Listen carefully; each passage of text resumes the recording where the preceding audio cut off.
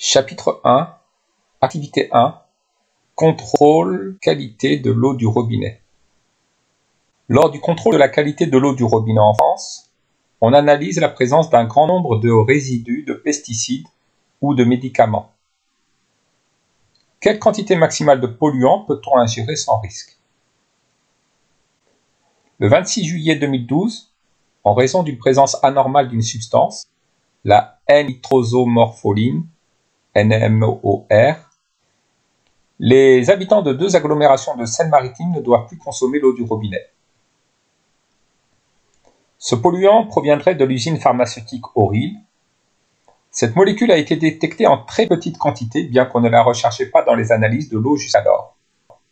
L'Agence régionale de santé de Haute-Normandie indique qu'il n'existe sur cette substance qu'une seule norme dite inacceptable.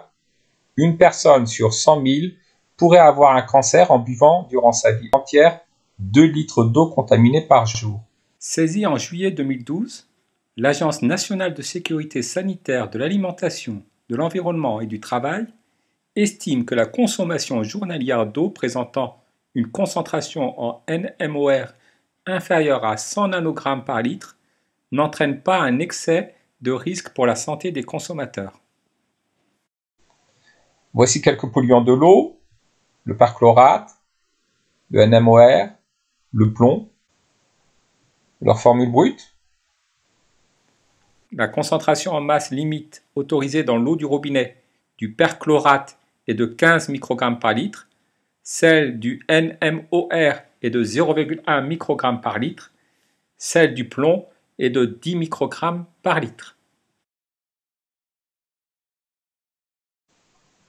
Voici la masse de quelques atomes. Un extrait du tableau périodique des éléments. La constante d'Avogadro vaut 6,02 fois 10 puissance 23 mol-1.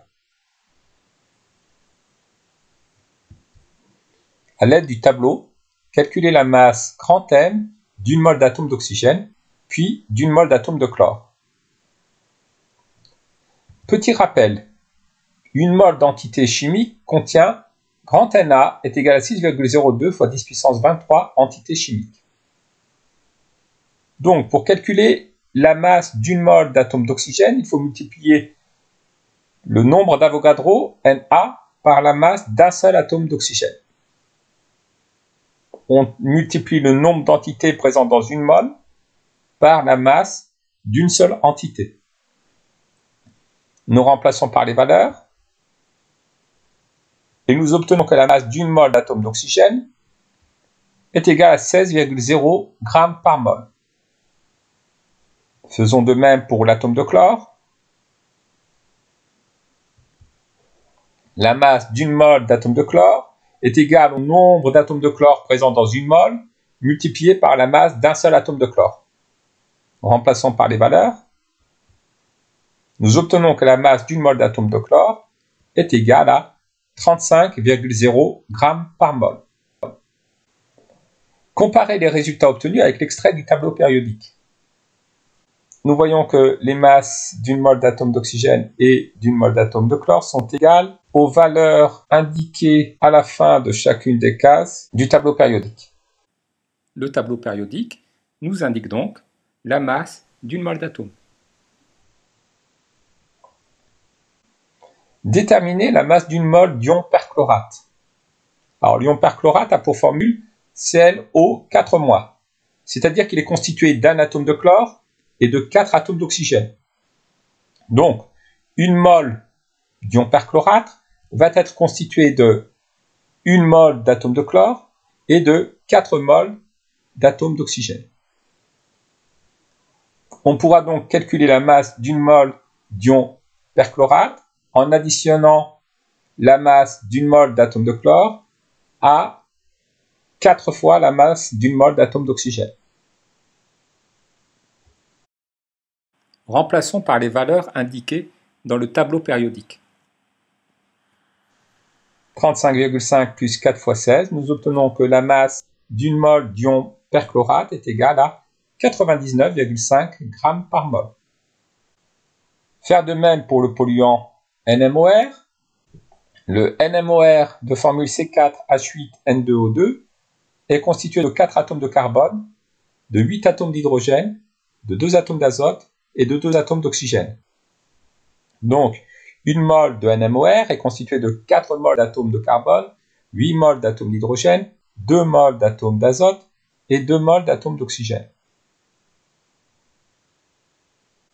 La masse d'une mole de NMOR s'obtient en additionnant 4 fois la masse d'une mole d'atomes de carbone, 8 fois la masse d'une mole d'atomes d'hydrogène, 2 fois la masse d'une mole d'atomes d'azote et 2 fois la masse d'une mole d'atomes d'oxygène.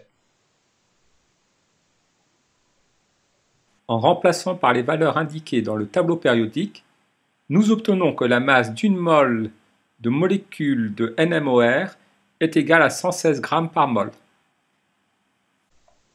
Déterminer la quantité maximale de NMOR que l'on peut consommer sans risque au cours d'une vie.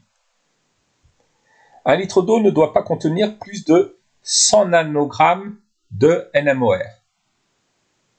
Une mole de NMOR pèse 116 g par mol.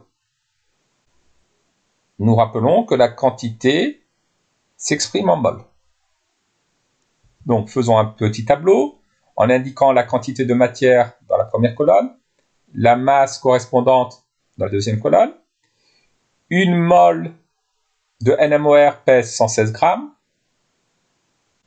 Quelle est la quantité de matière N de NMOR correspondant à 100 nanogrammes de NMOR? Alors 100 nanogrammes s'écrit aussi 100 fois 10 puissance moins 9 grammes. Le préfixe nano signifie qu'on divise par 1 milliard. Alors il y a proportionnalité entre la masse de l'échantillon et la quantité de matière correspondante. Pour obtenir la quantité petit n de NMOR correspondant à 100 fois 10 puissance moins 9 grammes de NMOR, nous allons faire un produit en croix en multipliant 1 par 100 fois 10 puissance moins 9 et en divisant ce produit par 116, ce qui va nous donner la quantité de NMOR. Donc la quantité de NMOR est égale à 1 fois 100 fois 10 puissance moins 9 divisé par 116, ce qui nous donne 8,6 fois 10 puissance moins 10 mol.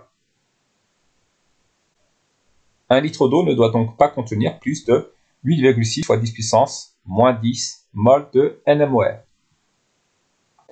Proposez une expression littérale permettant de relier la masse petit m d'un échantillon à la quantité de matière petit n qu'il contient et à sa masse molaire grand N, c'est-à-dire la masse d'une mole d'entité dont est constitué l'échantillon. Alors là encore, il y a proportionnalité entre la masse de l'échantillon et la quantité de matière. La masse d'une mole correspond à la masse molaire grand N. Quelle est donc la quantité de matière correspondant à une masse petit m?